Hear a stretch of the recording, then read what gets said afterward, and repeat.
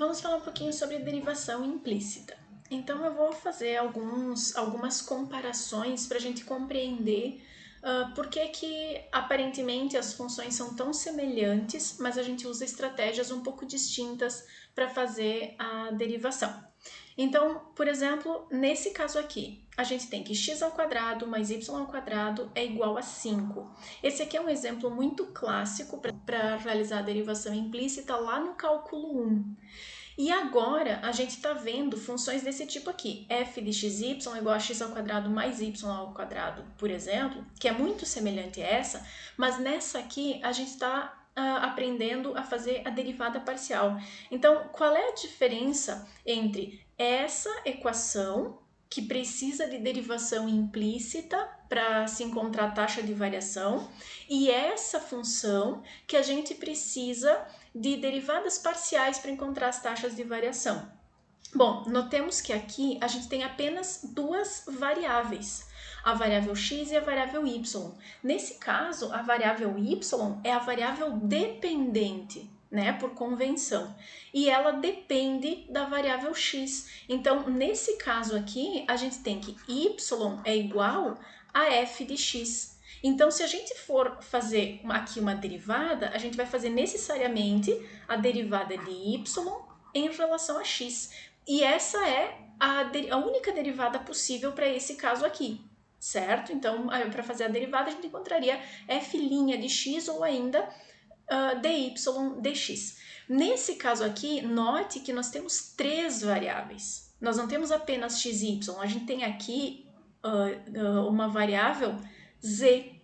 Então, e ela está explícita, né? A minha variável z, ela está isolada das demais. Então, nesse caso aqui, nós temos que o z é igual a f de x e y. Então, nós temos uma função com duas variáveis independentes. E há uma terceira variável, que é a variável dependente de x e de y. Então, nesse caso aqui, é possível que a gente consiga encontrar duas derivadas, uma derivada de f em relação a x e uma derivada parcial de f em relação a y. E note que nesse caso a gente usa essa notação diferente, né? Com o símbolo da derivada parcial. E aqui a gente usa o d simples, né?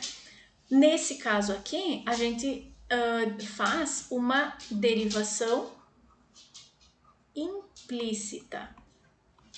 Por quê? Porque o y é uma função de x e o y, nesse caso, não está isolado em relação a x. Poderia ser isolado? Sim, poderia. A gente poderia escrever que y é igual a mais ou menos a raiz, daí nós teríamos duas funções, né? Uma positiva e outra negativa, mais ou menos a raiz de 5 menos x ao quadrado. Sim, então aqui é possível a gente isolar o y e resolver a derivação explícita, ou a gente pode aqui resolver implicitamente. Nesse caso aqui, não tem porquê, não teria nem como, né, fazer uma derivação implícita. Por quê? Porque essa função está na sua forma explícita. Esse caso, nós temos z² mais x² mais y² é igual a 1. Percebamos que aqui nós temos três variáveis, certo? Por convenção, o z vai ser uma função de x e y. Então, as variáveis independentes serão x e y, e z será uma variável dependente das outras duas. Como z não está escrito explicitamente, nesse caso aqui, a gente poderia, claro, né, encontrar também as duas derivadas parciais, que eu posso escrever como a derivada, como aqui, né, a derivada parcial de f em relação a x, a derivada parcial de f em relação a y, ou também a derivada parcial de z em relação a x e a derivada parcial de z em relação a y. E nesse caso, eu usaria as derivações implícitas, né, derivação implícita, porque o z está escrito de maneira implícita. Poderia, nesse caso, escrever z explicitamente? Até poderia. Eu poderia fazer z igual a mais ou menos, então, né, eu divido em duas, uma positiva e outra negativa por conta da raiz, raiz de 1 menos x ao quadrado menos y ao quadrado. Então, aqui, a minha função está escrita de maneira explícita. Então, aqui, para derivar, eu usaria a técnica da derivação explícita. Bom, e esse caso aqui? Então, notem que nesse caso aqui eu tenho também f de xyz igual a z ao quadrado mais x ao quadrado mais y ao quadrado. Muito parecida com essa aqui. Mas qual é a principal diferença? É que aqui nós temos uma quarta variável, que podemos chamar de w. Nesse caso, w vai ser uma função de x, y, z. E, portanto, essa quarta variável ela está explícita nessa função aqui. Então, nesse caso aqui, eu teria que usar a técnica da derivação explícita para encontrar as derivadas parciais. E aí, nesse caso, eu poderia encontrar a derivada de w em relação a x, a derivada de w em relação a y e a derivada parcial de w em relação a z, porque daí, no caso, nós temos 3 variáveis independentes e uma quarta que depende das outras 3. Aqui tem o exemplo 8 do Anton, e eu vou usar esse exemplo também para a gente entender a motivação da técnica da derivação parcial. Então, nós temos assim, suponhamos que d igual a raiz de x ao quadrado mais y ao quadrado seja o comprimento da diagonal de um retângulo. Se os lados desse retângulo têm comprimentos x e y, então aqui x e y, a diagonal, usando Pitágoras, seria raiz quadrada de x ao quadrado mais y ao quadrado, né? E esses dois lados, x e y, eles podem ambos variar. Aí a pergunta é, determine uma fórmula para a taxa de variação de d em relação a x, então a taxa de variação de d em relação a x, ou seja, o que a gente quer é a derivada parcial de d em relação a x. Se x varia com y considerado constante. Note que aqui a gente tem d igual a raiz de x ao quadrado mais y ao quadrado, mas, outra maneira, a gente pode escrever isso aqui como sendo d ao quadrado igual a x ao quadrado mais y ao quadrado.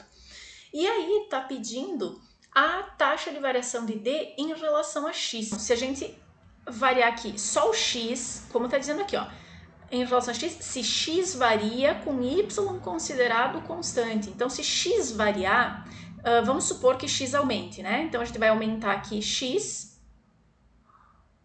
e vamos manter y constante. Então, a altura do meu retângulo permanece constante, mas eu estou aumentando x. O que vai acontecer com a minha diagonal? Nota que, necessariamente, a minha diagonal vai variar. Então, y permanece constante conforme eu vario x, mas a minha diagonal também varia conforme o x varia. E a mesma coisa se eu mantiver o x constante e variar apenas o y. Por quê? Porque a diagonal depende de x e de y. Então, a gente pode dizer, né, que a diagonal é uma função de x e de y. Eu vou fazer a derivada parcial em relação a x desse lado da igualdade e a derivada parcial em relação a x do outro lado da igualdade. Opa, aqui faltou um quadrado. Então, nesse lado aqui, eu vou fazer a derivação de d ao quadrado. A derivada parcial de d ao quadrado em relação a x vai ser 2d vezes a derivada parcial de d em relação a x. Por que isso? Porque d depende de x. E quando a gente mexe no x, o d varia junto. Então, é imprescindível que a gente coloque esse termo indicando a variação do d conforme o x varia. Do outro lado, então, a gente vai ter a derivada parcial de x ao quadrado em relação a x. X a gente sabe que é 2x. E agora a derivada parcial de y ao quadrado em relação a x. Bom, essa derivada vai ser zero. Por quê? Porque o y está sendo mantido constante. Notem que eu fui capaz de mexer no comprimento de x e isso não afetou o comprimento do y. Foi possível fazer isso, o que não aconteceu com a minha diagonal. Então, por isso que a derivada do y em relação a x é zero. Ou seja, a taxa de variação do y, conforme o x variou, essa taxa de variação é zero. A diagonal não, né? A taxa de variação da diagonal é diferente de zero porque ela variou junto com o x. Agora é só isolar isso aqui, porque o que eu quero é exatamente isso. A derivada parcial de d em relação a x vai ser igual a x sobre d, né? E aí tá pedindo aqui...